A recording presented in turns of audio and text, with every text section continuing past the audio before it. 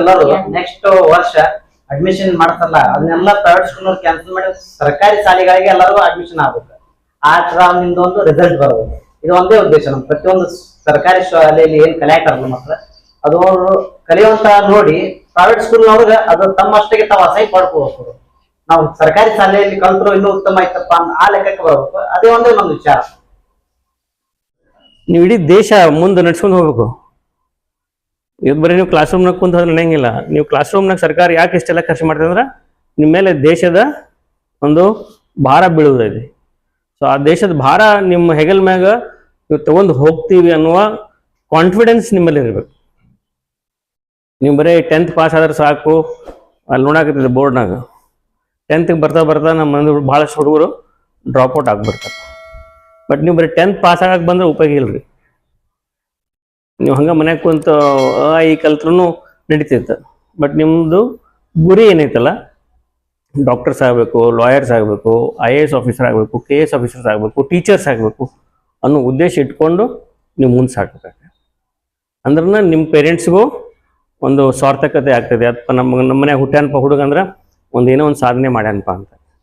ಎಲ್ಲರೂ ಸಾಧನೆ ಮಾಡೋಕೆ ಆಗ್ತದೆ ಅನ್ನೋಕೆ ಬರಂಗಿಲ್ಲ. ಎಲ್ಲರೂ ಮಹಾತ್ಮ ಗಾಂಧಿ, ಎಲ್ಲರೂ ಜವಾಹರ್ಲಾಲ್ ನೆಹರು, ಸರ್ದಾರ್ ವಲ್ಲಭಭಾಯಿ ಪಟೇಲು ಹಿಂಗಾಗಿಲ್ಲ. ಅವರೆಲ್ಲ ಒಬ್ಬೊಬ್ಬರು ಇದ್ರು. ಅವ್ರಾದ್ಮೇಲೆ ಮತ್ತೆ ಯಾರು ಆಗಲೇ ಇಲ್ಲ, ಹೌದಲ್ಲ? ಸೊ ಅದ್ರಾಗ ನೀವು ಒಬ್ಬರು ಏನೋ ಒಂದು ಅಚೀವ್ಮೆಂಟ್ ಮಾಡಿರ್ಬೇಕಾಗ್ತದೆ.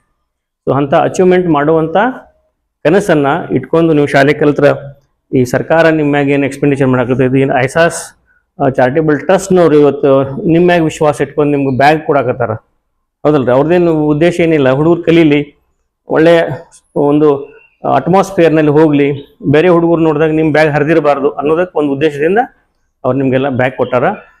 ಅದು ಅವ್ರದ್ದು ಎಕ್ಸ್ಪೆಕ್ಟೇಷನ್ ಐತಿ. ನಾವು ಯಾವ ಸ್ಟೂಡೆಂಟ್ಸ್ಗೆ ಬ್ಯಾಗ್ ಕೊಡ್ತೀವಿ ಆ ಸ್ಟೂಡೆಂಟು ಒಳ್ಳೆ ರೀತಿಯಿಂದ ಕಲಿತಾರ ಅಂಥೇಳಿ. ಸೊ ಅದನ್ನೆಲ್ಲ ನೀವು ಎಕ್ಸ್ಪೆಕ್ಟೇಷನ್ ಫುಲ್ಫಿಲ್ ಮಾಡ್ತೀರಿಲ್ಲ? ಪಾಸ್ ಆಗ್ತೀರಿ, ಫೇಲ್ ಆಗ್ತೀರಿ?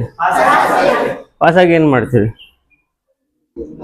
ಮತ್ತು ಫೇಲ್ ಆದ್ರೆ ಒಳ್ಳೆ ಇಲ್ಲೇ ಇರಬೇಕಾಗ್ಯದು ಹುಡುಗರು. ಪಾಸ್ ಆದ್ರೆ ಮುಂದೆ ಹೋಗ್ಬಿಡ್ತೀರಿ ನೀವು, ಹೌದಿಲ್ಲ? ಸೊ ಪಾಸ್ ಫೇಲ್ ಬಗ್ಗೆ ತಲೆ ಕೆಡ್ಸ್ಕೊಳಕ್ಕೆ ಹೋಗ್ಬೇಡ್ರಿ. ನೀವು ಏನು ಓದ್ತೀರಿ ಅದನ್ನು ಅಂಡರ್ಸ್ಟ್ಯಾಂಡ್ ಮಾಡ್ಕೊಳಕ್ಕೆ ಹೋದ್ರಿ ಏನ್ರಿ. ಒಂದು ಆದಮೇಲೆ 2 ಅಂದ್ರೆ ಏನು, ಏನ್ರಿ ಆದಮೇಲೆ ಅಂದ್ರೆ ಏನು, ಇವೆಲ್ಲ ಅಂಡರ್ಸ್ಟ್ಯಾಂಡ್ ಮಾಡ್ಕೊಂಡ್ರೆ ನಿಮ್ಗೆ ಪುಸ್ತಕ ಏನಕ್ಕವ ಭಾರಿ ಫ್ರೆಂಡ್ಲಿ ಹಾಕವು, ಭಾರಿ ಲೈಟ್ ವೇಟ್ ಹಾಕವು.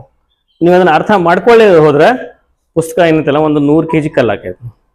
ನೀವು 1 ಪೇಜ್ ಹೊಳಿಸ್ಬೇಕಂದ್ರೂ ಒಂದು 4 ಮಂದಿ ಕೂಡಿ ಬಂದು ಒಂದು ಪೇಜ್ ಹೊಳಿಸಿ ಹೋಗಿ, ಹೌದಲ್ರಿ? ನೀವು ಅದನ್ನು ಅಂಡರ್ಸ್ಟ್ಯಾಂಡ್ ಮಾಡ್ಕೊಂಡು ಓದ್ಬಿಟ್ರೆ ಪುಸ್ತಕ ಜೊತೆ ಆಟ ಆಡ್ಬೋದು, ಹೌದಲ್ಲ? ಸೊ ನಿಮಗೆಲ್ಲ ದೇವ್ರು ಒಳ್ಳೇದು ಮಾಡಲಿ, ಟೀಚರ್ ಒಳ್ಳೇದು ಮಾಡಾಕತ್ತಾರ ಏನ್ರಿ. ನೀವು ಸರ್ಕಾರಕ್ಕೆ ಒಳ್ಳೇದು ಮಾಡ್ರಿ ಅಂಥೇಳಿ ನಾನು ಮಾತು ಮುಗಿಸ್ತೀನಿ. ಜೈ ಹಿಂದ್, ಜೈ ಕರ್ನಾಟಕ.